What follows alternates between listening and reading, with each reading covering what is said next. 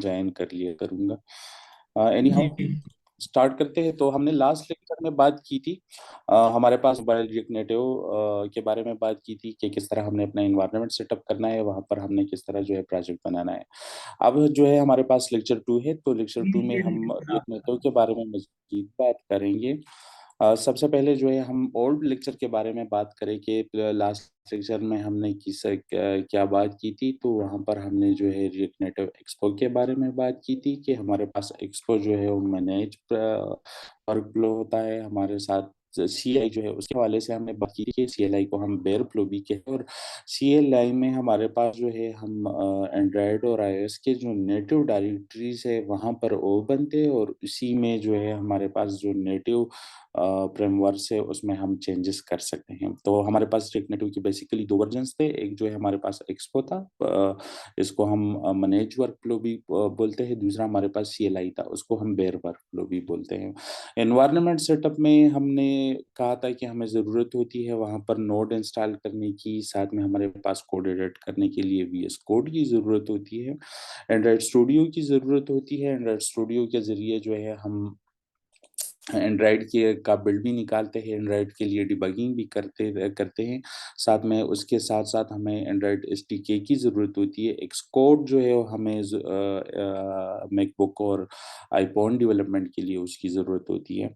तो ये सारे टूल्स थे, ये रिक्वायरमेंट थी, इसके बगैर जो है हमारे पास प्रोजेक्ट नहीं बन सकता।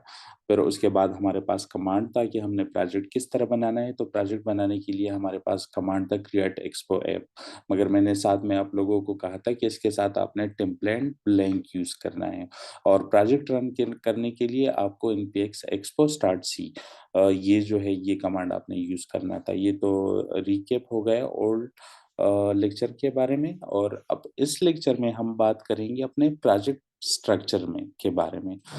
तो हमारे पास जो प्रोजेक्ट स्ट्रक्चर होता है, आप जब भी रिएक्ट नेटिव का या एक्सपो का आप प्रोजेक्ट बनाते हैं, और प्रोजेक्ट जो है सारा एक्सपो या रिएक्ट नेटिव जो है वो सारी चीज़ें खुद ब खुद इंटरनेट से डाउनलोड करती है, और उसके साथ साथ वो अपना प्रोजेक्ट का स्ट्रक्चर भी वो खुद बनाती है। तो अगर आप प्रोजेक्ट जो है उसको ओपन करते हैं VS कोड में, मेरे पास ये ऑलरेडी एक प्रोजेक्ट ओपन है, मैं जो एक न्यू है न्यू प्रोजेक्ट, तो वो मैं ओपन करता हूँ। ये मेरे पास बिल्कुल एक न्यू प्रोजेक्ट है।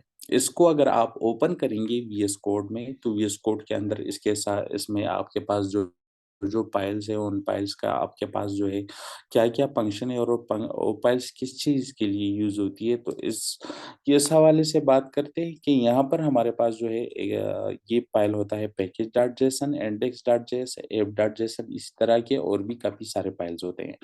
तो हमारे पास पैकेज.json जो फाइल है, सबसे पहले इसके बारे में बात करते हैं। इसमें हमारे पास हमारे ऐप का नेम होता है, उसका वर्जन होता है, इसके अलावा हमारे पास ये स्क्रिप्ट्स होती है, बट एनी हाउ इस स्क्रिप्ट को आपने टच नहीं करना।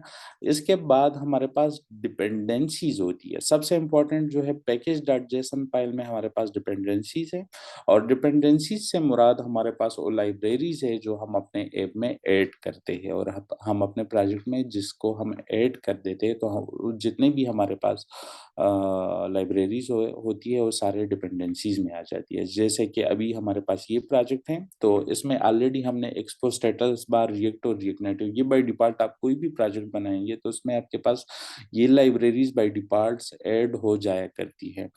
तो ये क्योंकि ये लाइब्रेरीज जो है ये ऑलरेडी जो है इस प्रोजेक्ट में एडेड है, इसलिए इनके नेम्स और साथ में इसके वर्जन्स ये जो है ये यहाँ पर हमारे पास पैकेज.json इस फाइल में हमारे पास होते हैं। तो ये हमारे पास पैकेज.json फाइल हो गया। Package dash log dot JSON जो है ये npm और यान जो है जो हमारे पास पैकेज मैनेजर है वो यूज करता है, तो इस फाइल को आपने छेड़ना नहीं है। इसके बाद हमारे पास जो इम्पोर्टेंट फाइल है और वो हमारे पास ऐप डॉट जेसन है। इस फाइल में हमारे पास हमारे ऐप के अंदर जितने भी हमारे ऐप के जो मतलब फिजिकल प्रॉपर्टीज आप समझ लें कि हमारे ऐप का क्या नाम है, उसका बंडल नेम क्या है, उसका पैकेज नेम क्या है, उसका आइकन क्या होगा, इसी तरह उसका स्प्लैश क्या होगा। उसके अलावा जो हमारे पास जो परमिशंस यूज़ करनी है इस ऐप ने, वो कौन-कौन सी परमिशन है, वो सारे जो है हमारे पास ऐप डॉट जेसन फाइल जो है, इसके अंदर जो है सब कुछ डिफाइन होता है। टाइम के साथ-साथ आप लोगों को एक्सपीरियंस होगा तो न्यू-न्यू पैरम्स जो है आप लोगों को यहाँ पर ऐड करना पड़ेंगी। एनी हाउ ये बहुत स्टार्टर के पैकअप्स है, तो मैं यहाँ पर ये पैरम्स आपको एक्सप्लेन करता हूँ। हमारे पास नेम है, साथ में स्लग है और वर्जन है। जैसे ही आपके पास ऐप का कोई नेम होता है तो डेफिनिटली आपको समझ आ गया होगा। वर्जन का कांसेप्ट इस तरह है कि जब भी आप ऐप को बिल्ड करते हो और प्ले स्टोर और गूगल प्ले स्टोर पे उसको पब्लिश करते हो तो उसका एक वर्जन बन जाता है वहाँ पर। जैसे उसका अगर स्टार्ट वर्जन 1.00 है, तो उसके बाद अगर आप ऐप में कुछ इम्प्रूवमेंट्स कर देते हो या कुछ बग्स जो है उसको ख़त्म कर देते हो और कुछ न्यू फीचर्स ऐड कर देते हो और उसके बाद आप कोई नए बिल्ड निकालते हो, तो उस नए बिल्ड को आप अपने मार्केट प्लेसेस में पब्लिश करोगे तो आप उसमें वर्जन जो है उसमें आप इंक्रीमेंट करोगे कि लास्ट वाला वर्जन, लास्ट फीचर्स वाला हमारे पास ऐप जो था वो वर्जन 1 था। तो जो न्यू फीचर्स या हमने जो न्यू एडिशंस ऐप में की है वो हमारे पास वर्जन 2 है। तो ये हो गया वर्जन। साथ में जो है हमारे पास ओरिएंटेशन है। तो आप लोगों को पता होगा कि आपका मोबाइल जो है, मोबाइल में हमारे पास 2 टाइप के ओरिएंटेशंस हैं। एक ओरिएंटेशन जो है लैंडस्केप है और दूसरा ओरिएंटेशन है पोर्ट्रेट मोड। और इसके अलावा एक तीसरा ओरिएंटेशन भी है जिसमें ऐप जो है मोबाइल डिसाइड कर सकता है। मोबाइल जो है वो लैंडस्केप भी कर देता है और ऑटोमेटिकली चेंज करता है, शिफ्ट कर देता है।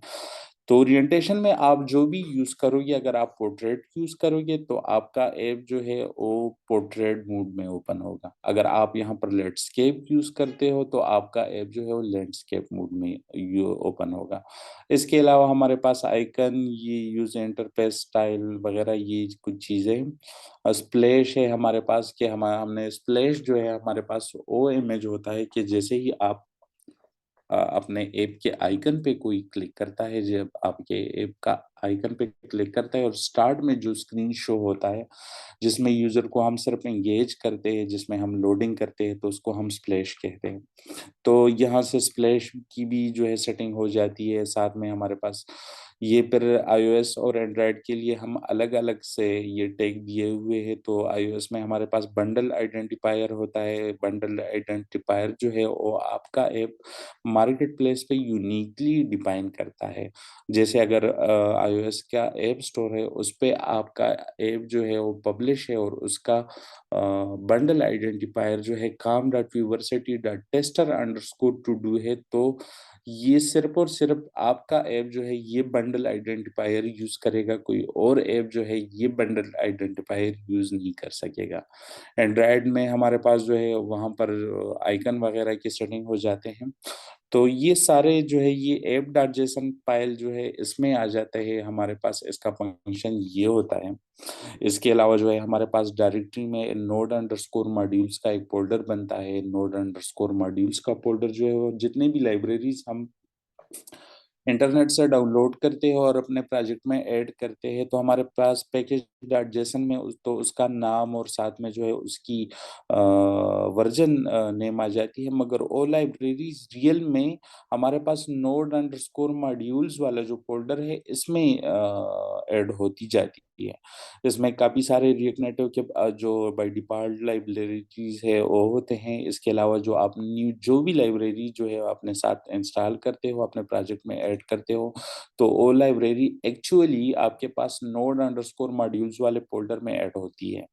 यहाँ पर जो है वो इंटरनेट से सारी डाउनलोड हो जाती है और यहीं पर जो है उसका बेस होता है और इस यहाँ से ही हमारे ऐप के साथ वो इंटरैक्शन करती है और हमारे ऐप में हम वो यूज़ करते हैं।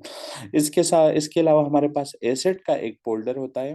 तो एसेट का फ़ोल्डर्स जो है इसमें हमारे ऐप में जितने भी एसेट्स बनते हैं, जब मतलब जितने इमेजेस यूज़ हो रहे हैं, जितने फंड्स यूज़ हो रहे हैं या जितने भी जो जो एक्सटर्नल मतलब एसेट्स है, तो सारे हमने एसेट्स वाले फोल्डर में रखने हैं। तो एसेट फोल्डर जो है इसका बेसिक इसमें ये बेसिकली एक बकेट है। इसमें आपके पास आपके ऐप में जितने आइकन्स वगैरह है, स्प्लैशेस वगैरह है, इमेजेस वगैरह है, ग्राफिक्स के हवाले से जितनी चीज़ें हैं वो सारे आपके एसेट्स फोल्डर में जो है वो आपके पास होते हैं। इसके अलावा हमारे पास जो हमारा ऐप जो है उसका जो हमारा स्टार्टिंग स्क्रीन है, जो सबसे पहले स्क्रीन है वो हमारे पास इंडेक्स डॉट जेएस है। तो इंडेक्स डॉट जेएस में बेसिकली ये अभी बस इसके ये समझ ले कि ये आप लोगों का जो बिल्कुल आपका ऐप जो स्टार्ट होता है वो बिल्कुल इसी फाइल से यूज होता है, मगर इसमें आपने कुछ भी चेंज नहीं करना। और यहाँ पर अगर आप चेक करें तो यहाँ पर हम एक कमांड यूज कर रहे हैं, हमने ऊपर दिया हुआ है import app pram dot slash app. तो यहाँ पर हम जो हमारा पास app.js जो फाइल है वह इम्पोर्ट कर रहे हैं यहाँ पर हम। और हम जितने भी कोड वगैरह लिखेंगे और हमारे पास वो सारे कोड जो है वो app.js वाला जो ये फोल्डर ये फाइल है, इसी फाइल में हम जो है वो सारे चेंजेस करेंगे। तो ये तो हमारे पास जो रिएक्ट नेटिव एक्सपो का बाय डिफॉल्ट जो प्रोजेक्ट स्ट्रक्चर बनता है वो स्ट्रक्चर था। अब साथ में ये है क्योंकि आप मैंने आप लोगों को बताना है कि इससे बेहतर क्या है, मतलब इससे ये तो हमारे पास ये एक्सपो जो है ऑलरेडी से हमें एक स्ट्रक्चर बना रहा है और स्ट्रक्चर हमें दे रहा है। इस स्ट्रक्चर को हमने मजीद किस तरह बेहतर करना है, तो उसके लिए मैंने ऑलरेडी जो है जो मैंने काफी काफी सारे एप्स में जो हमने किया है, मतलब जो जिस स्ट्रक्चर को हम फॉलो करते हैं, तो स्ट्रक्चर जो है वो मैंने जो रिकमेंड किया है वो ये है कि इसमें आप जब भी कोई नया प्रोजेक्ट बना रहे तो उस प्रोजेक्ट के न्यू प्रोजेक्ट में आपने अपने साथ ये फोल्डर्स जरूर बनाने हैं। एक हमारे पास कंपोनेंट्स का फोल्डर हो गया, स्क्रीन्स का फोल्डर हो गया, एसेट्स का फोल्डर तो आपके पास बाय डिफॉल्ट ऑलरेडी अवेलेबल होता है। नेविगेशन का फोल्डर हो गया, रिडक्स स्टोर और यूटेल्स। ये फोल्डर आपने जब भी आप न्यू प्रोजेक्ट बनाते हो तो आपके एक्सपो के साथ साथ आपने ये न्यू फोल्डर्स उसमें ज़रूर ऐड करने हैं। अब इस इनके हर फोल्डर के क्या-क्या फंक्शन होते हैं और किस लिए यूज़ होता है तो मैंने आपको बाद में बताना है। बस अभी के लिए ये समझ लें कि आप जब भी प्रोजेक्ट न्यू बनाते हो तो उसमें ये फोल्डर्स आपने ज़रूर ऐड करने हैं। जैसे अभी ये वाला ऐप है तो ये न्यू प्रोजेक्ट हमने बनाया था, इसमें ये फ़ोल्डर्स हमने ऐड नहीं किए, तो अभी मैं बनाता हूँ न्यू फ़ोल्डर्स में ऐड करता हूँ। आपने यहाँ पर राइट क्लिक करना है, राइट क्लिक करने पे के बाद आपने न्यू फ़ोल्डर के बाद इसमें जो है अपने फ़ोल्डर का नाम देना है।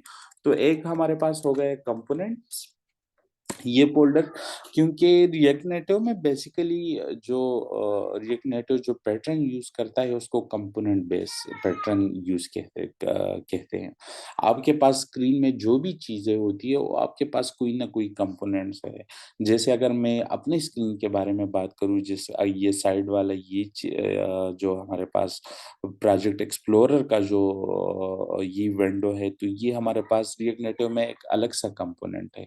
इसको अलग कंपोनेंट बोलते हैं। इसी तरह जो ये वाला सेंटर वाले एडिटर है, ये हमारे पास अलग कंपोनेंट है।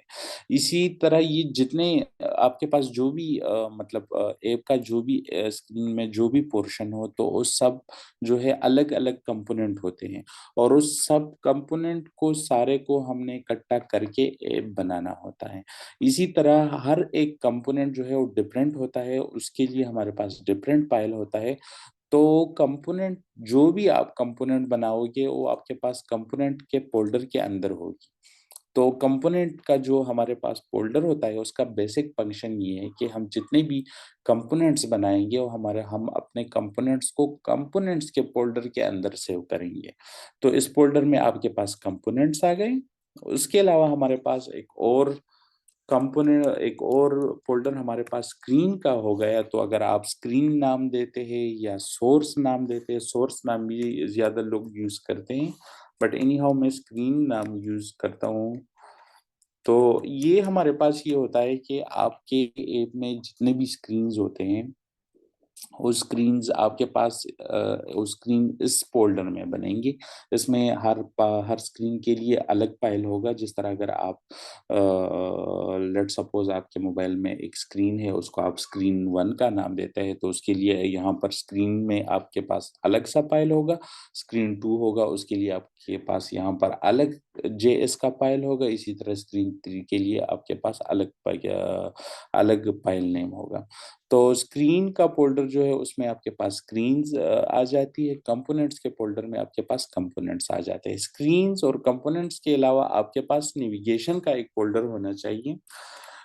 ऐप में जो हमारे पास होता है कि आप एक स्क्रीन में किसी बटन पे क्लिक करते हो और आप दूसरे स्क्रीन पे जाते हो, तो इसको हम नेविगेशन कहते हैं। और ये नेविगेशन जो है हमारे पास एक्सपो में राउटर की भी एक लाइब्रेरी है, वो भी यूज़ होती है। इसके अलावा रिकनेक्ट नेविगेशन की एक लाइब्रेरी है, वो भी यूज़ होती है।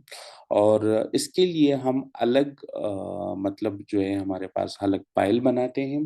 और एक ऐप में हमारे पास मल्टीपल नेविगेशंस हो सकती हैं। तो अगर आपको कोई ऐप है जिसमें हमारे पास ऑथेंटिकेशन है, तो ऑथेंटिकेशन के जो स्क्रीन्स है, लॉगिन, साइन अप, ये हमारे पास एक अलग नेविगेशन है, इसलिए इसके लिए अलग फाइल होता है नेविगेशन का। और जब बंदा ऑथेंटिकेट करता है, मतलब वो जब साइन इन करता है, तो उसके बाद होम, फीचर्स, प्रोफाइल्स वगैरह ये जितने भी स्क्रीन्स है, वो एक अलग नेविगेशन होता है। तो उसके लिए हमारे पास अलग फाइल होता है। तो इसलिए बेहतर ये है कि आपके पास नेविगेशन का भी जो है एक अलग फ़ोल्डर बना हुआ हो। इसके अलावा जो है हमारे पास ऐप में एक बहुत इम्पोर्टेंट चीज़ जो है वो हमारे पास रिडक्स होती है। रिडक्स का आपने नाम सुना होगा। और रिडक्स जो है बेसिकली हमारे पास ऐप का एक ग्लोबल स्टेट मैनेजमेंट है, उसके लिए लाइब्रेरी है। जो हमारे पास स्टेट होता है हमारे मोबाइल ऐप का, वो ग्लोबली मैनेज करने के लिए यूज़ करते हैं हम। बाद में हम जो है इस पर बात करेंगे कि रिडक्स बेसिकली है क्या। फ़िलहाल के लिए आप ये समझ लें कि रिडक्स जो है ये एक हमारे ऐप में जो भी मतलब स्टेट चेंज होता है, तो वो उसके उसको मैनेज करने के लिए हम रिडक्स यूज़ करते हैं। तो ये रिडक्स का फ़ोल्डर बनाने अभी के लिए आपने सिर्फ़ ये समझना है, फिर बाद में हम इस पे बात करेंगे और इस पे हम काफ़ी डिटेल से बात करेंगे। क्योंकि हमारे पास कोई भी ऐप हो, ऐप चाहे जितना छोटा हो, चाहे जितना कॉम्प्लेक्स हो, वो जो है आपके पास नेविगेशन और रिडक्स, इसके बगैर बिल्कुल इनकम्प्लीट है। इनके बगैर जो है आप बिल्कुल काम ही नहीं कर सकते। तो हमारे पास नेविगेशन और रिडक्स ये दोनों बहुत इंपॉर्टेंट टॉपिक्स है, और हम इस पर काफ़ी डिटेल से बाद में बात करेंगे। तो हमारे पास ये जो रिकमेंडेड स्ट्रक्चर मैंने आप लोगों को बताया था, ये रिकमेंडेड स्ट्रक्चर हमारे पास बन गए। हमारे पास ऐप में हमारा कोड इस तरह होना चाहिए, जो हमारे ऐप का जो फ़ोल्डर स्ट्रक्चर है वो इस तरह होना चाहिए कि ऐप जितना कॉम्प्लेक्स होता जाता है, मतलब ऐप में हम न्यू फीचर्स ऐड करते जाते हैं, तो जितने न्यू फीचर्स आप उसमें ऐड करेंगे, उन फीचर्स उसमें आसानी से मर्ज हो सकें। मतलब ऐप जो है अभी के लिए तो आपके पास एक ही स्क्रीन है, इसलिए आपको कॉम्प्लेक्स नज़र नहीं आ रहा। बहुत से बस अ, कोई 2-3 फाइल्स है पूरे ऐप के अंदर में, तो इसलिए आप इसीलिए उसको ईज़िली मैनेज करते हो। लेकिन जब अब आपका ऐप जो है कॉम्प्लेक्स हो जाता है और आपके ऐप में 15 टू 20 स्क्रीन्स बन जाती है, इसी तरह स्क्रीन्स के साथ-साथ जो है आपके कंपोनेंट्स में 30-40 कंपोनेंट्स बन जाते हैं, नेविगेशन के 4-5 अलग से फाइल्स बन जाते हैं, तो तब जो है आपको ये सब कुछ मैनेज करना बहुत मुश्किल होता है। और इसीलिए जो ये फ़ोल्डर स्ट्रक्चर हमने बनाया हुआ है, तो ये उसी मसले को हल करने के लिए, क्या कि बाद में हमें कोई इश्यू ना हो और हमारा प्रोजेक्ट जितना भी कॉम्प्लेक्स होता जाएगा, उसको हम इसके ज़रिए आसानी से मैनेज कर सकेंगे। तो ये सब जो था, ये था हमारे पास जो हमारे प्रोजेक्ट का जो फ़ोल्डर स्ट्रक्चर है, उसके हवाले से हमने बात की। उम्मीद है आपको समझ आ गई होगी। और आपको अगर कोई इश्यू हो तो फिर बाद में आप डेफ़िनेटली मुझसे क्वेश्चन कर दीजिएगा। अच्छा, हमारे पास जो ये फ़ोल्डर स्ट्रक्चर के बाद जो है हम कोड में थोड़ा-सा करते हैं, कोड को में थोड़ा चेक करते हैं और कोड में थोड़ा आपके पास जो आपके मोबाइल देखिए हम कहते हैं कि रिएक्ट नेटिव जो है वो बेसिकली कंपोनेंट बेस्ड आर्किटेक्चर है। तो कंपोनेंट्स बेस्ड आर्किटेक्चर का मतलब बेसिकली क्या है? उसका मतलब ये है कि हमारे पास जितने भी हमारे स्क्रीन में जितने भी पोर्शंस है और जितने भी फीचर्स है, जितने भी न्यू न्यू बटन्स है या कोई लिस्ट वगैरह है, तो ये सब जो है एक अलग-अलग कंपोनेंट है और उसका वो कंपोनेंट जो है वो हमारे पास अलग-अलग पड़े हुए हैं। इसको हम कंपोनेंट बोलते हैं। स्क्रीन में आपके पास आपको जो भी चीज़ भी नज़र आ रही है, तो वो आपके पास एक कंपोनेंट है। अगर आपके पास स्क्रीन में जो है टेक्स्ट नज़र आ रहा है, तो वो आपके पास कंपोनेंट है। अगर स्क्रीन में आपके पास एक अलग व्यू नज़र आ रहा है, तो वो आपके पास एक कंपोनेंट है। तो ये सब जो है आपके पास अलग-अलग कंपोनेंट होते हैं। अब हमने जो है इसको डिफरेंशिएट करना है कि हमारे पास कंपोनेंट में टाइप्स कौन से हैं और हमारे पास बेसिक कंपोनेंट्स कौन से हैं और हमारे पास कॉम्प्लेक्स कंपोनेंट जो है वो कौन से हैं।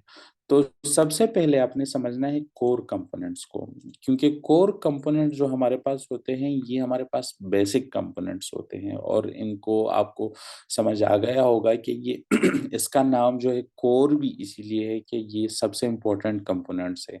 ये कंपोनेंट हमारे पास बहुत बेसिक कंपोनेंट है और बाकी जितने भी कंपोनेंट्स बनते हैं वो इन्हीं कंपोनेंट्स को मिलाकर बनते हैं। कहीं पर जो है किसी कंपोनेंट में आपको व्यू के साथ टेक्स्ट लगाना पड़ता है, किसी और कंपोनेंट में आपके साथ व्यू के साथ इमेज लगाना पड़ता है, किसी और में आपके पास जो है लिस्टें वगैरह बनानी पड़ती हैं, मगर हमारे पास ये कंपोनेंट जो है ये हमारे पास बहुत बेसिक कंपोनेंट्स हैं और इस पर हम एग्ज़ाम्पल भी करेंगे। मगर अभी के लिए ये समझ लें कि हमारे पास जो ये view, text, image, scroll, text input और फ्लैट लिस्ट ये कंपोनेंट जो है ये हमारे पास बहुत बेसिक कंपोनेंट्स हैं। अच्छा, हमारे पास व्यू का जो कंपोनेंट है बेसिक, तो इसका बेसिकली ये करता क्या है? व्यू कंपोनेंट जो है ये हमारे पास एज़ ए कंटेनर काम करता है और एक व्यू के अंदर जो है आपके पास टेक्स्ट भी हो सकता है, उसके अंदर आपके पास इमेज भी हो सकता है, उसमें आपके पास टेक्स्ट इनपुट भी हो सकता है। एक व्यू के अंदर दूसरा व्यू भी आपके पास हो सकता है, तो एक व्यू जो है एज़ ए कंटेनर काम करता है और उस व्यू के अंदर बाकी व्यूज़ या बाकी जो इमेजेस या बाकी कंपोनेंट्स हैं, उनको किस तरह प्लेस करना है कि कहाँ पर कहीं पर हमने जो है वहाँ उसको रो बनाना है या व्यू के अंदर दूसरा जो चिल्ड्रन कंपोनेंट होते हैं, उन चिल्ड्रन कंपोनेंट्स को हमने किस तरह डिस्ट्रीब्यूट करना है एक व्यू के अंदर, ये जो है सारा डिपेंड करता है आपके व्यू पर। तो व्यू जो है आपके पास पेरेंट होता है और व्यू जो है एज ए कंटेनर काम करता है। एक व्यू के अंदर आपके पास डिफरेंट छोटे या आप समझ लें चाइल्ड कंपोनेंट जो है वो हो सकते हैं। तो व्यू हमारे पास ये है। फिर व्यू के बाद हमारे पास टेक्स्ट आता है। व्यू पर अगर मैं कोशिश करता हूँ अपने साथ ये कोड रन करने पे तो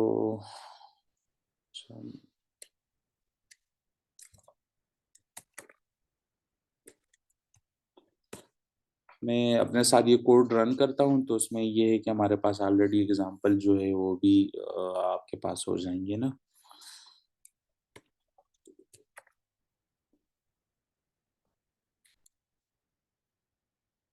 यूनिवर्सिटी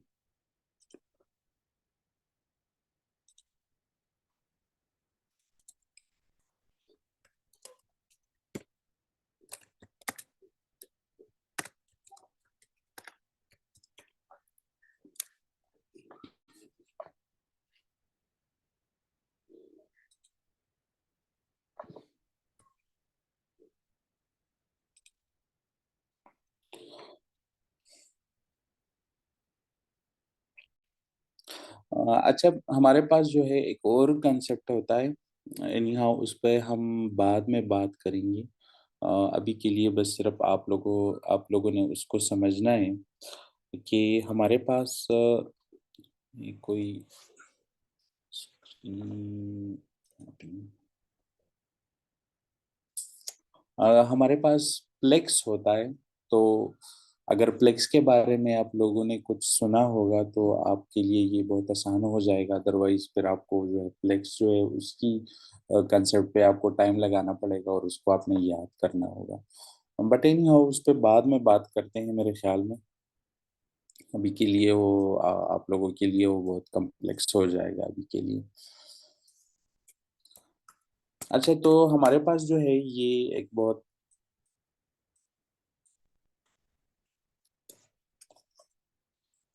ये मेरा कोड है। ये हमारे पास व्यू है। मेन जो हमारा पेरेंट व्यू है वो ये है। और रिएक्ट नेटिव में आपने ये समझना है कि जिस तरह HTML में आपके पास हर ओपनिंग टैग के लिए क्लोजिंग टैग होता है, इसी तरह रिएक्ट नेटिव में भी आपके पास हर टैग के लिए क्लोजिंग डेट होगा। तो आपने जब भी कोई व्यू बनाना है या जब भी आप टेक्स्ट बनाते हो, तो एक आपके पास स्टार्टिंग टैग होता है, दूसरा उसके बाद जो है आपने क्लोजिंग टैग जो है वो लाजमी यूज करना है, उसके बगैर आपके पास एरर आएगा। अच्छा, ये एक व्यू मैं बनाता हूँ। ये स्टाइलिंग माइलिंग वगैरह जो है ये सब हम बाद में करेंगे, अभी के लिए मेरे ख्याल में आप लोगों ने इस पे ज्यादा ध्यान नहीं है ना।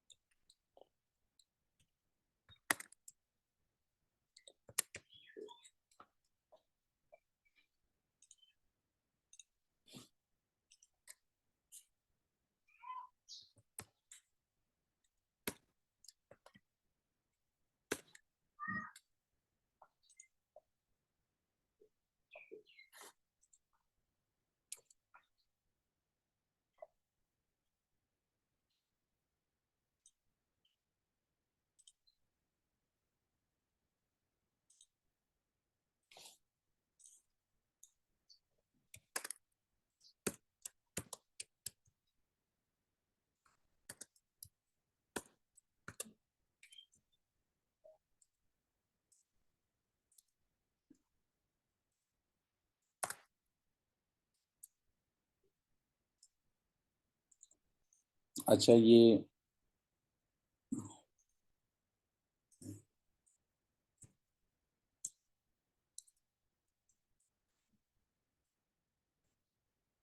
आपको शायद ये चीज़ें बहुत कॉम्प्लेक्स भी लगे, बट एनी हाउ इस पे आपने ज़्यादा ध्यान नहीं देना अभी जो है आपके पास। अच्छा, यहाँ पर ये देखिए, ये यहाँ पर मैंने क्या किया। हमारे पास जो है एक हमारा, मैंने कहा था आपको कि आपका व्यू जो है वो आपका पे एज ए कंटेनर काम करता है। तो हमारे पास ये एक व्यू है, इसको ये पेरेंट व्यू है। और इस पेरेंट व्यू के अंदर हमारे पास दो चाइल्ड व्यूज बने हुए हैं। एक चाइल्ड व्यू जो है उसमें मैंने बैकग्राउंड जो है वो ब्लू किया हुआ है, तो आपको ये टॉप वाला जो व्यू आ रहा है नजर, ये पहला वाला व्यू है। और दूसरा जो व्यू है उसका बैकग्राउंड मैंने ब्लैक किया हुआ है, तो इसलिए ये नीचे आपको ब्लैक नजर आ रहा है। तो ये व्यू जो है यहाँ पर इस एग्जांपल को शो करने का मकसद सिर्फ और सिर्फ ये था कि आप लोगों को ये समझ आए कि व्यू जो है जस्ट एज ए कंटेनर काम करता है। और हमारे पास जो कंपोनेंट के जो एक्सटर्नल प्रॉपर्टीज होती है, कि जिस तरह उनका बैकग्राउंड कलर क्या है, उसके कार्नर्स क्या है, बॉर्डर रेडियस वगैरह जो है, बॉर्डर कलर्स वगैरह, ये जितने भी चीजें हैं ये हम स्टाइल में उसको डिफाइन करके दे देते हैं। तो व्यू एज ए कंटेनर काम करता है, और व्यू के अंदर हमारे पास चाइल्ड कंपोनेंट्स होते हैं, और उन चाइल्ड कंपोनेंट जो है वो हम उनकी जो डिस्ट्रीब्यूशन जो है वो व्यू में हम डिफाइन करते हैं स्टाइल्स के जरिए। तो ये हमारे पास जो व्यू जो था उसका बेसिक एग्जांपल था। और इसके बाद बात करते हैं व्यू के बाद हमारे पास टेक्स्ट के बारे में। जो जो हमारे पास टेक्स्ट कंपोनेंट है, तो ये टेक्स्ट कंपोनेंट बेसिकली जो स्क्रीन में आपको जहां भी आपको टेक्स्ट नजर आएगा, जो स्ट्रिंग नजर आएंगे, तो स्ट्रिंग जो है उसको रेंडर करने के लिए, उसको स्क्रीन दिखाने के लिए हम टेक्स्ट को यूज करते हैं। यहाँ पर मैं कोड में आपको एग्जांपल बना देता हूँ जरा। अच्छा, ये व्यू के अंदर हम एक टेक्स्ट बना देते हैं। तो टेक्स्ट के लिए जो हमारा टैग है वो टेक्स्ट है।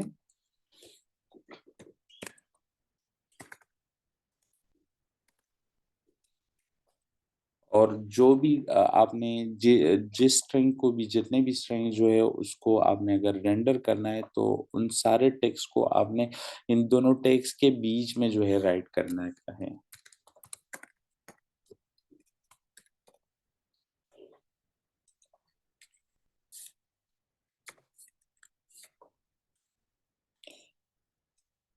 यहाँ पर जो है टेक्स्ट के लिए मैंने कोई भी प्रॉपर्टीज अभी नहीं बनाई हुए, तो ये मेरे ख्याल में ब्लैक ही जो है यहाँ पर कलर। अच्छा, ये वहाँ पर काफी ऊपर आ रहा है तो मैं यहाँ पर थोड़ा पेडिंग दे देता हूँ।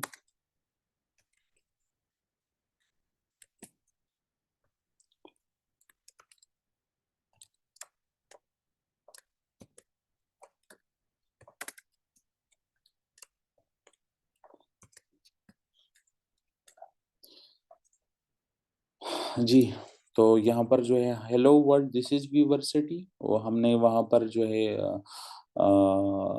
टेक्स्ट में लिख लिया, तो हमारे पास यहाँ पर इस तरह शो हो गया, हो रहा है। ये इस टेक्स्ट के जो जितने कलर्स वगैरह है वो भी हम यहाँ से चेंज कर सकते हैं। आपने स्टाइल देना है, स्टाइल के अंदर जो है आपने CSS वाले स्टाइल की तरह की रिएक्ट नेटिव के पैनम्स है उनको आपने ने लगाना है। यहाँ पर कलर जो है, कलर के जरिए हम जो टेक्स्ट है उसका कलर बनाते हैं। तो यहाँ पर कलर मैं वाइट देता हूँ। उसके अलावा जो है आपके पास फंड फैमिली के जरिए आप जो है फंड को डिफाइन करते हैं कि कौन सा फंड आपने यूज करना है। बट फंड यूज करने के लिए अगर आप डिफरेंट फंड यूज करना चाहते हो तो उसको आपने पहले अपने साथ ऐड करना होगा, और वो ऐड करने वाला प्रोसेस जो है काफी कम्प्लेक्स है, इसलिए अभी हम उस प्रोसेस में नहीं जाना चाहते। फंड स्टाइल के जरिए हम अपने फंड के जो वेट वगैरह है उसको डिफाइन करते हैं, इटैलिक है, नॉर्मल है। इसके अलावा फंड वेट के जरिए हम बोल्डनेस वगैरह को डिफाइन करते हैं। और उसके अलावा जो हमारे पास फंड साइज है तो इसके जरिए हम अपने फंड के साइज को डिफाइन करते हैं। तो ये जो है ये टेक्स्ट के हवाले से था कि टेक्स्ट के अंदर आप जो है कोई भी स्ट्रिंग रेंडर करते हैं और उस सारे स्ट्रिंग को जो है उसके कलर और उसकी जो फंड की वेट और साइज वगैरह जो है वो सारी चीज़ें जो है यहाँ से आप चेंज कर सकते हो। ये सारे जो स्टाइल के अंदर आप लोगों को जो भी चीज़ें नज़र आ रही है तो इस पे आपने बिल्कुल भी घबराना नहीं है। इस पे हम फिर इसके बाद में जो नेक्स्ट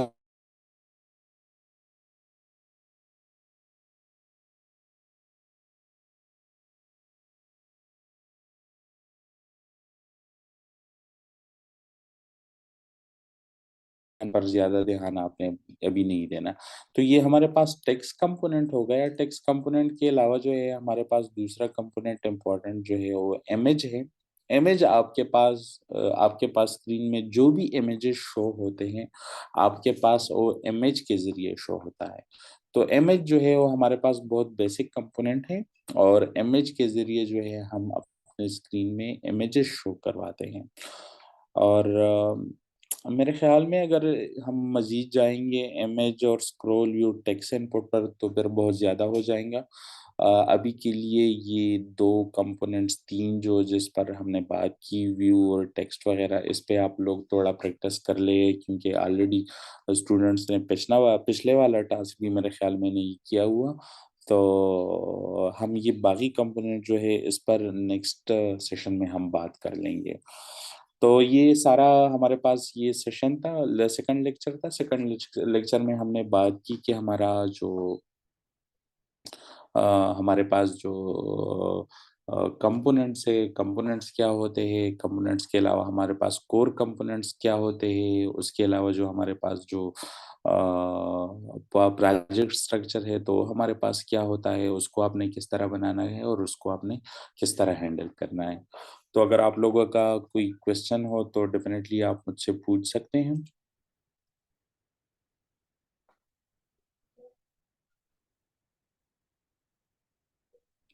शहबाज भाई, अगर आप लोगों ने किसी ने कोई क्वेश्चन वगैरह पूछना हो तो। जी बच्चों, कोई क्वेश्चन है तो पूछें।